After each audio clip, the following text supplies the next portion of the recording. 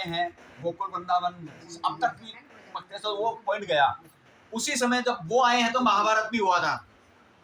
उसी महाभारत से, जैसे मैं बताता रहता हूँ, महाभारत को हमारे पूर्वजों दादा परदादाओं ने दिमाग में परिपाटी, पुराने लोगों ने धर्म को नष्ट करने के वर्षों से प्रयास चल रहे हैं, सैकड़ों सालों से।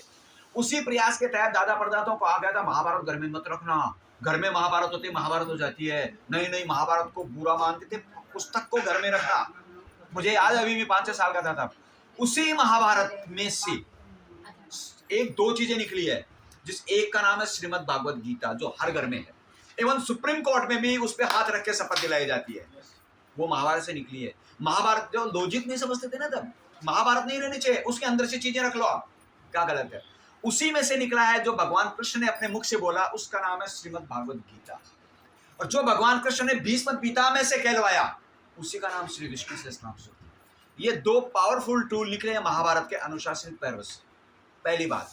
दूसरी बात, वेद व्यास जी, मतलब वेदों वेद तो चीज है, वेद में से निकल के उन्होंने तैयारी करके अपने पावरफुल टूल से इन नामों को बनाया है।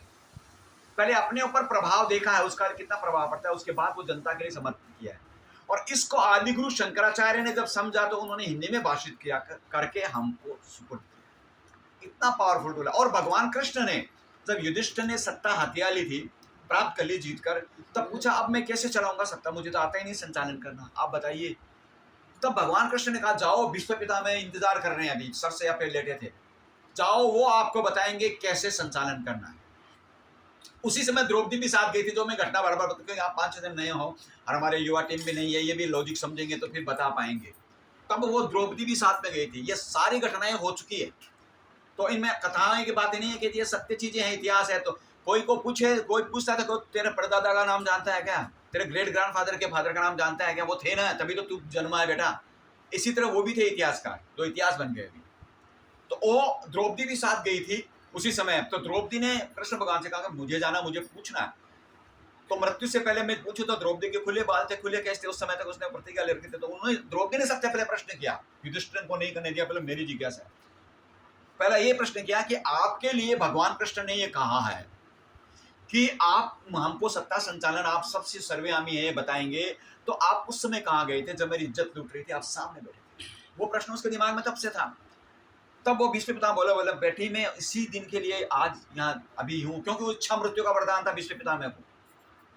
तो मैं इसीलिए खून निकल रहा है, सैया पे लेटा हूँ, तीर में रहने के, मेरी इस प्रश्न के उत्तर के लिए मैं तड़प रहा हूँ। तो इसका उत्तर उन्होंने दिया कि बेटा उस समय में अनीतिकारी दुर्योधन का सेनापति था, और उसके अनीतियों का गंदा अन्न प्राप्त कर रहा था, और वो गंदे अन्न से मेरा खून भी गंदा हो गया, इसलिए मैं वो कुकृत्य होते देख सकार बोल नहीं पाया। तो पहली मेरी शिक्षा यही है कि अनीतिकारी भ्रष्ट का अनैतिक तरीके से कमाया गया अन्न अगर घर में आ गया तो भीष्म पितामह नहीं बच सके, तो आप कैसे बचोगे। तो पहली शिक्षा यही थी, नीति तरीके से, सच्चाई का पैसा से ही आपका परिवार, आपका खानदान डेवलप हो सकता है। अदरवाइज आप यहाँ देख लीजिए, बिल्डर्स को देख लीजिए, बिल्डर एग्जाम्पल है, बाप बेटे को मार रहा है, बेटा उसकी हत्या करा, कैसे की। तो वो पहली शिक्षा थी। फिर दूसरा, युधिष्ठिर ने जब पूछा तो उनको ये किताब दे दी, किताब मतलब वो शब्द दे दिए, इसमें ऐसा क्या है कि 1000 नामों, इतना पावरफुल टूल दिया कि ये तेरा सब सत्ता का संचालन करेगा। तो विष्णु सहस्त्र नाम ऐसा क्या टूल है। तो 1000 नाम हमने प्रैक्टिकल देखा, 1000 नाम ये मैथमेटिकल है, स्वर और व्यंजन है, क्या क्या झगड़ा है, आई से बने हुए हैं शब्द, सब मंत्र है। मंत्र का मतलब जो मन को विमुक्त करे, हमारे मन की बॉडी की वाइब्रेशंस पावर को एक्टिवेट करे, उसका ही नाम मंत्र है। और ये विधिवत बनाई हुई चीजें हैं कि आप आंख बंद करके कॉन्सेंट्रेट होके अगर आप कोई शब्द बोलेंगे तो आपकी बॉडी के भीतर की जाके एक्टिवेट करते हैं। जैसे कि हम पढ़ाई के समय एकदम कॉन्सेंट्रेट होकर याद करते हैं, मेमोरी में जाकर, वैसे ही मंत्र को भी इसी तरह आप मेमोरी में लोगे, सबकॉन्शियस माइंड में भीतर जाएगा तो 100% उसका प्रभाव पड़ेगा।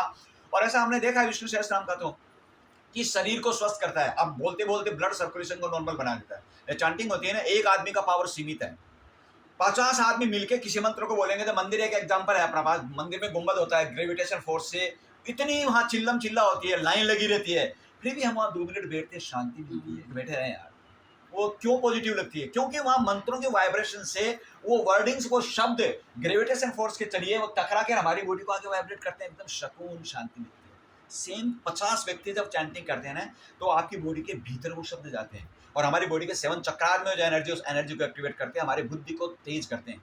यही कारण था कि मैकाले ने इसी चीज को समझा। सबसे पहले गुरुकुल खत्म, उसने अपनी कम्युनिस्ट वाली विचारधारा वाली वो एजुकेशन थ्योरी क्यों लाया था। वो देखा कि इनको पूछा उन्होंने कि तिलक लगाना और शिखा रखना और धोती, ये आपका क्या कल्चर है।